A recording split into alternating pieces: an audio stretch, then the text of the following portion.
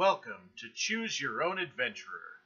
Have you ever wanted to play Dungeons & Dragons, but were intimidated by all the rules you'd have to remember?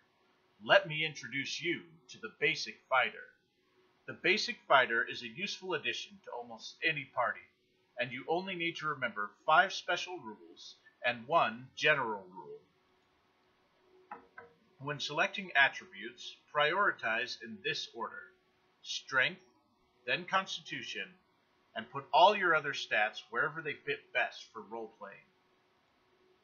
The first rule you must know is how attacking works.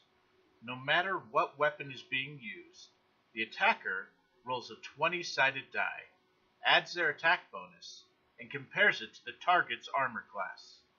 If the total is less than the armor class, the attack misses. Otherwise, it hits, and the attacker can roll damage. If the attacker rolls a 20, it's a critical hit.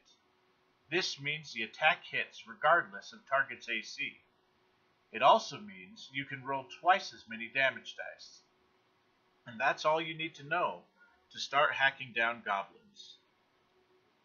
For a basic fighter, choose the Dwarven race.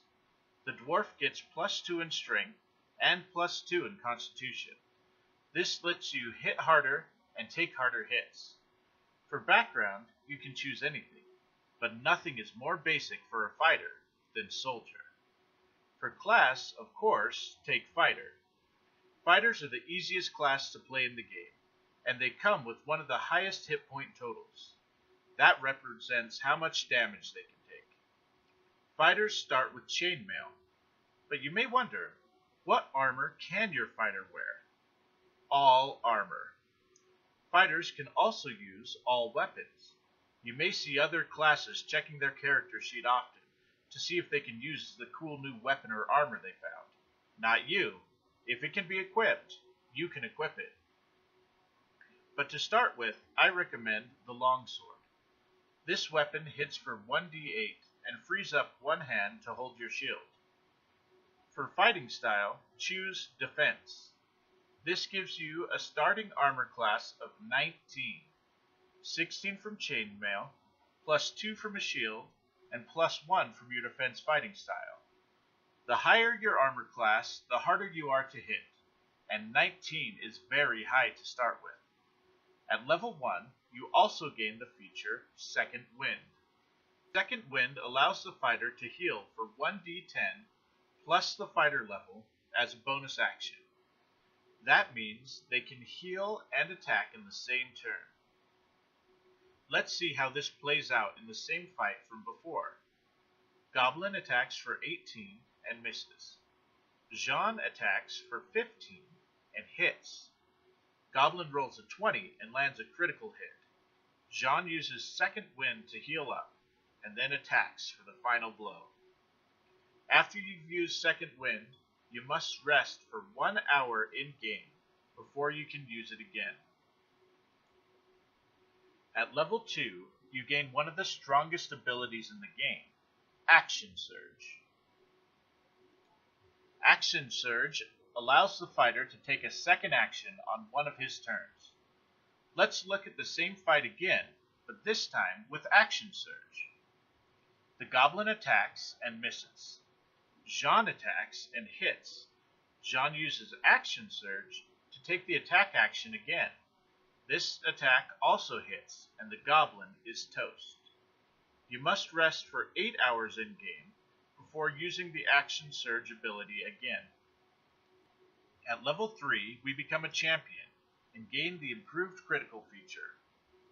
Remember, if the attacker rolls a 20, they score a critical hit. This means an automatic hit and double damage dice. With improved critical, you still get these benefits on a 20, but also on a 19. By level 6, we have had 2 ability score increases. This brings our strength all the way up to 20, and our constitution to 17. We also gain the extra attack feature. At this point, our list of features is looking pretty long, but half of this list are passive things we won't have to actively remember. There, That looks more manageable. Extra attack allows you to attack twice when you take the attack action. You make a separate attack roll for each attack. You cannot replace one attack with a different action, like dodge, dash, or casting a spell. Let's see it in action. The orc attacks first. He didn't roll less than our AC, so he hits. Then we attack twice, and hit both times. If we use Action Surge, that's 4 attacks in a single turn, meaning a significant burst of damage when it really counts.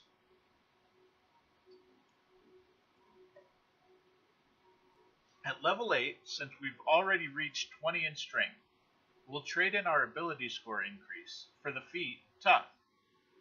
Tough gives us +2 to our HP per level. That's the same amount of HP we would gain from adding 4 to our Constitution.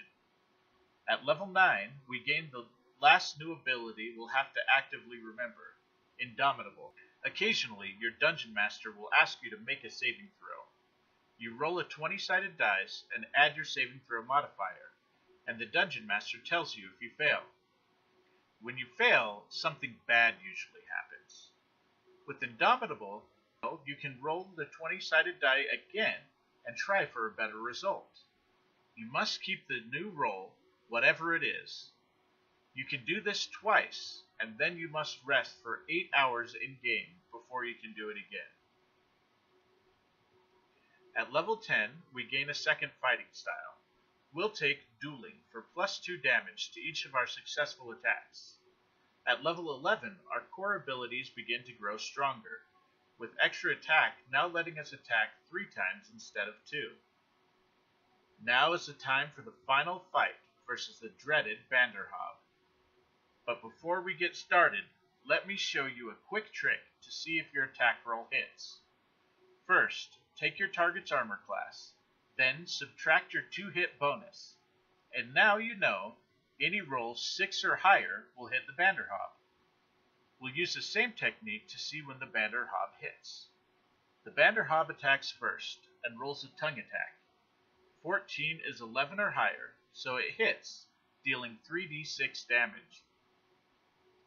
Jean must make a strength saving throw, rolling a 6 or higher, or be pulled in, allowing the Vanderhob to make a bite attack.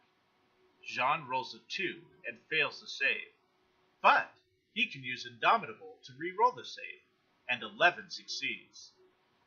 Now, it's Jean's turn. He takes his first attack action, and all 3 attacks hit. The Vanderhob uses his tongue attack again. Jean fails the save, but has already used Indomitable, so the Vanderhob makes a bite attack and scores a critical hit. Jean uses his action to escape the grapple, and then uses Action Surge to take the attack action. 2 more attacks hit. Finally, he uses a bonus action for Second Wind to regain some hit points.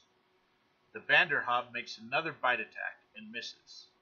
Jean hits, misses, and lands a critical thanks to improved critical. From here, the adventure is yours. Stay as basic as you like, or add a little more spice to your basic fighter. Then again, if the basic fighter is too generique, you have plenty of other options. Choose your own adventurer.